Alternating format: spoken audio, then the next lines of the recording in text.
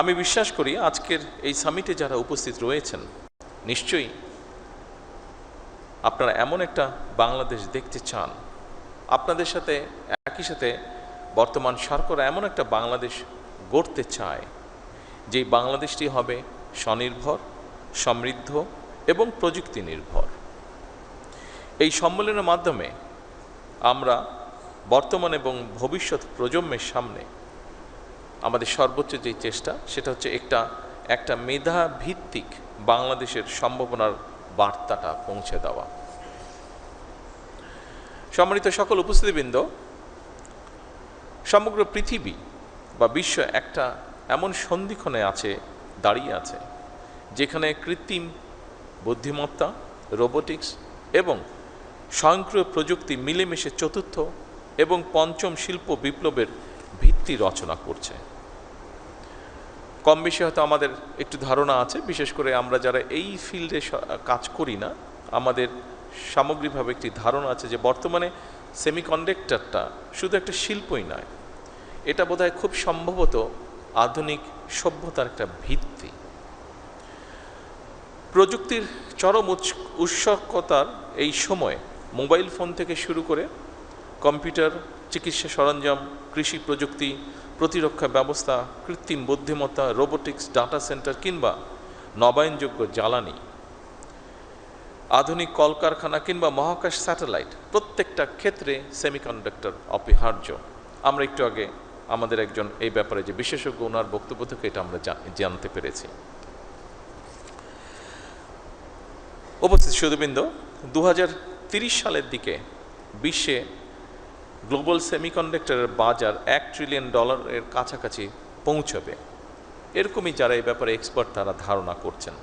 তবে খুব সম্ভবত 2026 সালের মধ্যেই এই লক্ষ্যমাত্রা কাছাকাছি পৌঁছে গিয়েছে। সুতরাং এই মার্কেটে প্রবেশ করার জন্য বাংলাদেশের সামনে একটা অপার সম্ভাবনা এবং সুযোগ বিদ্যমান। আমি দৃঢ়ভাবে আশা করি 2030 সালের মধ্যে সেমিকন্ডাক্টর শিল্প থেকে রফতানি আয়ের যে লক্ষ্যমাত্রা নির্ধারণ করা হয়েছে, ইনশাল্লাহ বাংলাদেশ সেটা পূরণ করতে সক্ষম হবে। সম্মানিত উপস্থিতিবৃন্দ, এর আগে যারা বক্তব্য রেখেছেন তাদের কারো কারো বক্তব্য থেকে আমরা জানতে পেরেছি বাংলাদেশের 3000-এরও বেশি সেমিকন্ডাক্টর পেশাজীবী বর্তমানে আমেরিকা, মালয়েশিয়া, দক্ষিণ কোরিয়া, জাপান, সিঙ্গাপুর এবং ইউরোপ সহ বিশ্বের বিভিন্ন দেশের বিভিন্ন বড় বড় প্রযুক্তি কোম্পানি, গবেষণা প্রতিষ্ঠান, বিশ্ববিদ্যালয় তারা তাদের যোগ্যতার প্রমাণ রেখে চলেছেন। ইঞ্জিনিয়ার, আর্কিটেক্ট, গবেষক, ম্যানেজার, উদ্যোক্তা হিসাবে অবদানও তারা রাখছেন। প্রবাসে বিশ্ব স্বীকৃত এই সব মেধাবীদেরকে বাংলাদেশের সমৃদ্ধির পথে আরও গভীরভাবে যুক্ত করার ব্যাপারে সরকারি বেসরকারি পর্যায় থেকে উদ্যোগ নেওয়া অত্যন্ত জরুরি। উপস্থিতিবৃন্দ, বাংলাদেশে ইতিমধ্যেই semiconductor design, verification, training, embedded system, power electronics এবং অ্যাডভান্স প্যাকেজিং এইসব ক্ষেত্রে কাজ শুরু হয়েছে। দেশের বেশ কিছু প্রতিষ্ঠান ইতিমধ্যে আন্তর্জাতিক বাজারেও প্রবেশ করেছেন। সেমিকন্ডাক্টর খাতকে সরকার একটি জাতীয় অগ্রাধিকার ভিত্তিক খাত হিসাবে আমরা বিবেচনা করছি বর্তমান সরকার। তবে এই খাতের উন্নয়নে খুব সম্ভবত একক কোনো মন্ত্রণালয় বা প্রতিষ্ঠানের কাজ নয়, এটা একটা সম্মিলিত জাতীয় মিশন। এই মিশনের দায়িত্ব শুধু সরকারের নয়, একই সাথে আমি মনে করি বিশ্ববিদ্যালয়, গবেষণা প্রতিষ্ঠান, শিল্প খাত, উদ্যোক্তা এবং প্রবাসী বিশেষজ্ঞ সবার আমাদের এই দায়িত্ব।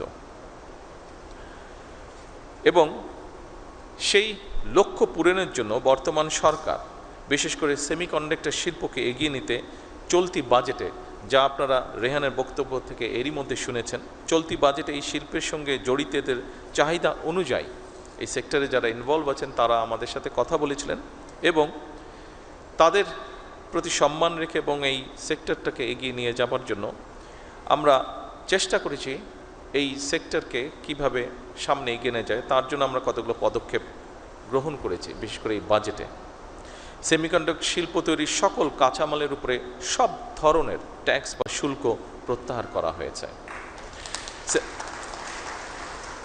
সেমিকন্ডাক্টর ডিজাইন সার্ভিসে রফতানি আয়ের উপরে নগদ ইনসেন্টিভ বা প্রণোদনা চালুর উদ্যোগও নেওয়া হয়েছে। একই সঙ্গে নতুন উদ্যোক্তা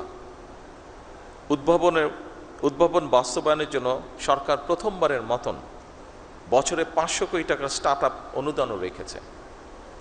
ইতিমধ্যে এই প্রক্রিয়াটি শুরুও হয়েছে এবং স্টার্ট আপের যে অনুদান সেটি আমরা চেষ্টা করেছি সঠিকভাবে, যতটুকু সম্ভব সঠিকভাবে আমরা বিভিন্ন জনকে উৎসাহিত করার জন্য সেটি তাদের হাতে পৌঁছেও দেওয়া হয়েছে। উপস্থিত সকল সম্মানিত সুধীবৃন্দ, আজকের এই সামিটে আমি আবারও নিশ্চিত করতে চাই আপনাদের কাছে, বর্তমান সরকার ইতিমধ্যেই সেমিকন্ডাক্টর শিল্পের জন্য ব্যবসা বান্ধব পরিবেশ তৈরিতে সর্বাত্মক পরিকল্পনা বাস্তবায়নের কাজ শুরু করেছে। বিনিয়োগ বান্ধব নীতি, কর সুবিধা, বন্ডের সুবিধা প্রদান এবং বিশেষায়িত অবকাঠামো নিশ্চিত করতে সরকার প্রতিনিয়ত চেষ্টা করছে কাজ করার জন্য। বিদ্যমান যে সকল হাইটেক পার্ক আছে এগুলোকে আধুনিকরণের পাশাপাশি একটি বায়োটেক পার্ক নির্মাণেরও পরিকল্পনা আমরা করছি। যারা বাংলাদেশে সেমিকন্ডাক্টর ইন্ডাস্ট্রির সঙ্গে যুক্ত আছেন, আপনারা সম্প্রতি মালয়েশিয়া, দক্ষিণ কোরিয়া এবং আমেরিকায় রোড শো আয়োজন করেছেন। বাংলাদেশের সেমিকন্ডাক্টর সম্ভাবনাকে আন্তর্জাতিক পর্যায়ে আপনারা তুলে ধরেছেন। নিঃসন্দেহে এটি একটি প্রশংসাযোগ্য বিষয়।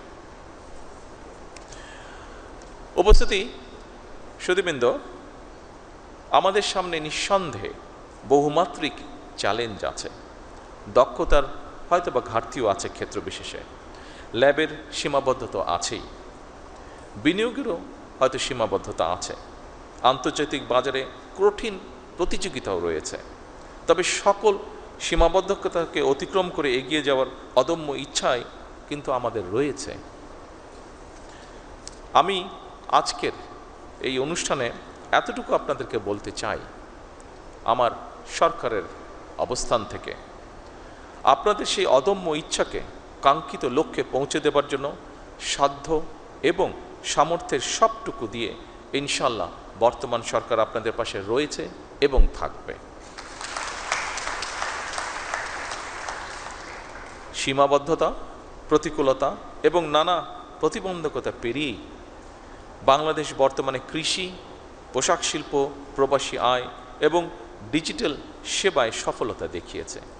আমাদের মেধাবী, তারুণ্য, দক্ষ এবং উদ্যমী জনশক্তির উদ্ভাবনী শক্তির উপরে ভর করে পোশাক শিল্পের পরে, যেটি আমি দৃঢ়ভাবে বিশ্বাস করি, পোশাক শিল্পের পরে সেমিকন্ডাক্টর শিল্পই হতে পারে বাংলাদেশের জন্য আরেকটি সম্ভাবনায় অর্থনৈতিক গন্তব্য। এই লক্ষ্য বাস্তবায়নে আমি সংশ্লিষ্ট মন্ত্রণালয়, সরকারি সংস্থা, বিশ্ববিদ্যালয়, শিল্প খাত, প্রবাসী পেশাজীবী এবং উন্নয়ন সহযোগীদের সমন্বিতভাবে কাজ করার জন্য বিনীত আহ্বান জানাই। উপস্থিতিবৃন্দ, এই 2 দিনের সামিট থেকে নতুন নতুন অংশীদারিত্ব, গবেষণা উদ্যোগ, বিনিয়োগের সুযোগ এবং উদ্ভাবনী চিন্তার জন্ম হবে ইনশাল্লাহ।